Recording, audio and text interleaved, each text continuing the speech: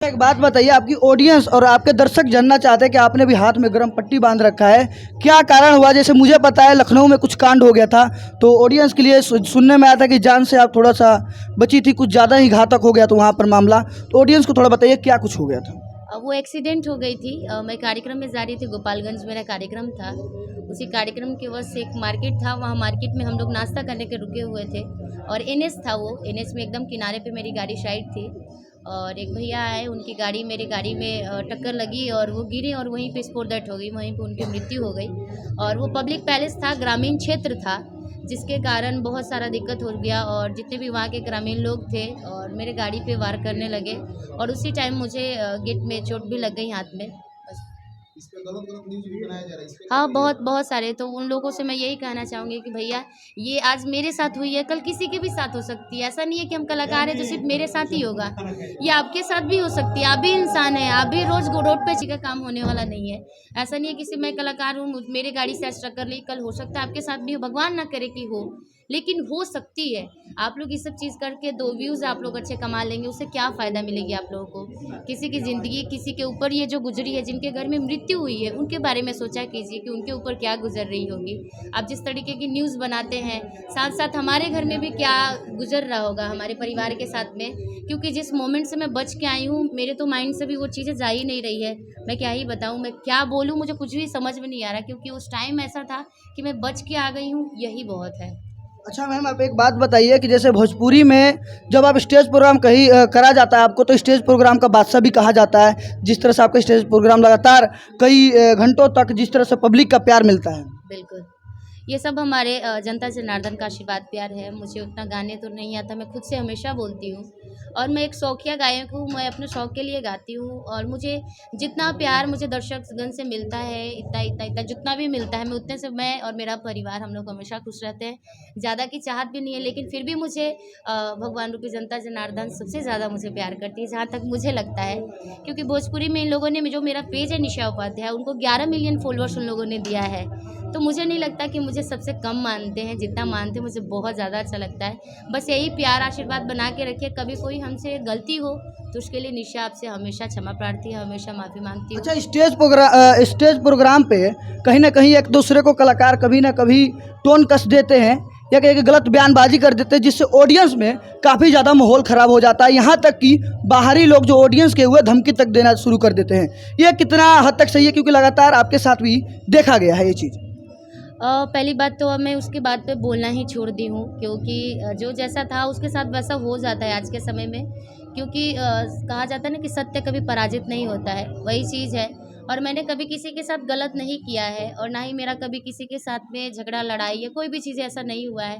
और यदि किसी को मेरे से कंप्लेन है या मेरे से दिक्कत है, तो भैया हाथ जोड़ करके कहते हैं कि बस आप लोग वहाँ से बंद कर दीजिए, क्योंकि जितना आपके श्रोता है, मेरे भी श्रोता जो है उनको बुरा लगता है ये सब बातें।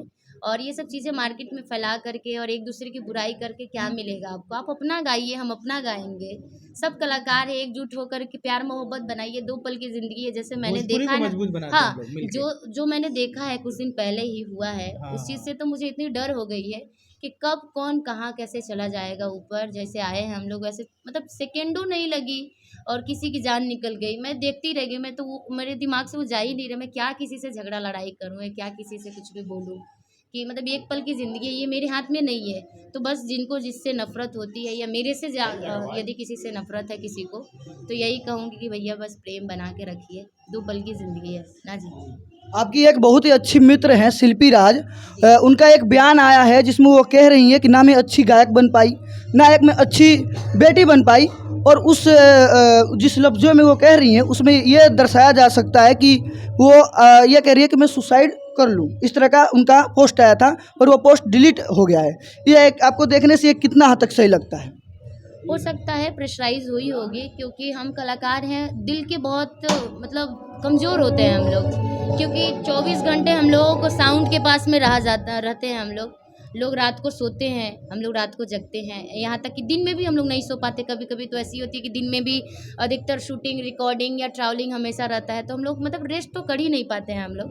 और हमेशा हमारी ज़िंदगी भोजपुरी के लिए ही है, जो हमारी जनता जनार्दन है उसके लिए। तो कलाकारों की ज़िंदगी बहुत टफ होती है, उसी में किसी को गाना अच्छा लगा, किसी को नहीं लगा, या कोई कार्यकर्ता या कोई श्रोतागण यदि टॉर्चर करते हैं तो ये माइंडली आदमी ले लेता है। तो शिल्पी के साथ हो सकता है कुछ ऐसा हुआ हो जिसके कारण। और जहाँ तक वो कहती है कि वो अच्छी गायक नहीं बन पाई या अच्छी बेटी नहीं बन पाई, वो बहुत अच्छी गायिका है, जिसको घर घर में सुना जाए और जिसके गानों को लोग मंच तक गाते हैं। जैसे मैं हूँ, मेरा कोई पर्सनल गाना नहीं है, मैं खुल के बोलती हूँ, और ना ही मैं स्टार कास्ट के साथ गाई हूँ। स्टार कास्ट के साथ कोई भी गाएगा तो वो तो सुपरस्टार हो ही जाएगा, नो डाउट, क्योंकि वो लोग ऑलरेडी हमारे भोजपुरी के बादशाह हैं जितने भी है।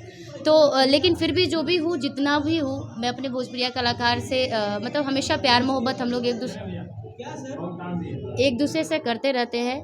और वो बहुत अच्छी गायिका है, बहुत अच्छी नेचर की भी है। और कभी मतलब जितना बार हम लोग मिलते हैं, कभी लगता ही नहीं है कि उसके गाने जितने सारे सोलो सॉन्ग भी उसके बहुत सारे हिट हैं, बहुत अच्छी। उसके बारे में बोलने में वर्ड ही कम है उसके बारे में। आप सर क्या कहिएगा, क्योंकि कहीं ना कहीं शिल्पी राज को ग्लोबल लेवल पर सुना जाता है, और ऐसे कलाकार का जब इस तरह का बयान आता है तो सोच सकते हैं जो उनके फैंस हैं, ये कि जो नए कलाकार उनसे सीख रहे हैं उन पर क्या प्रभाव पड़ेगा। शिल्पी राज एक बहुत अच्छी गायिका है। सबसे पहले तो अभी आज शिल्पी राज बने हैं वो, जब वो शिल्पी राज नहीं थी हम लोग साथ ही रहते थे। और ये एक मतलब एक साथ रहना, वो खाना बनाते थे, हम लोग खाते थे, झाड़ू पोछा साथ में करते थे, बर्थडे होता था बैलून वो फुलाते थे, केक लाने हम जाते थे, ये सब बात है। लेकिन कुछ चीज़ें शेयर नहीं करनी चाहिए, तो उनके लिए मैं कह रहा हूँ कि आप बिल्कुल हाथाहाथ मत होइए। बहुत अच्छे आप सिंगर हैं, और आप ऐसे ट्रेंड सेटर सिंगर हैं कि आपके बाद पिया सैया जैसे शब्दों का यूज हो रहा है भोजपुरी गानों में, उसके पहले बहुत कम होता था। तो आप क्यों डर रहे हैं, आप लड़िए। कुछ इंटरनल प्रॉब्लम ज़रूर है, मुझे जिंदगी में उतार चढ़ाव तो होती है, सबकी जिंदगी में तकलीफें तो सबके जिंदगी में है।